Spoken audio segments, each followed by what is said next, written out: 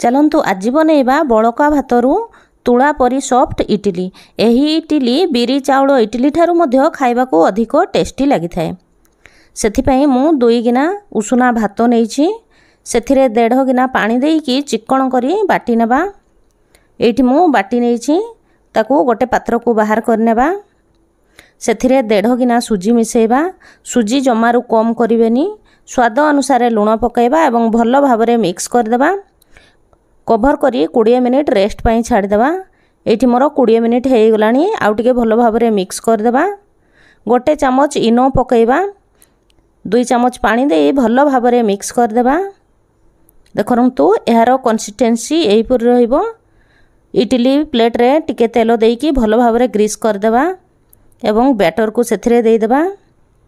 एपटे मु इडली छांचरे पानी गरम कर नैछि, इडली प्लेट को सेथिरे देई कभर करदेबा।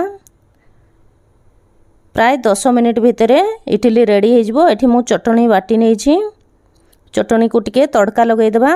मु एथिरे बुट डाली, बादाम, नड़िया मिसेइकी चटनी बाटी नैछि। देखंतु रेडी हो गला एबे हमर बड़का भातरू इडली आउ बादाम चटनी। एहा खाइबा को बहुत ही टेस्टी लगी थाए। देखंतु केते शीघ्र केते सहज रे इडली उठी आसुची। पूरा वीडियो रिलेटेड वीडियो रे देखि पारिबे। Thanks for watching. Please subscribe my channel.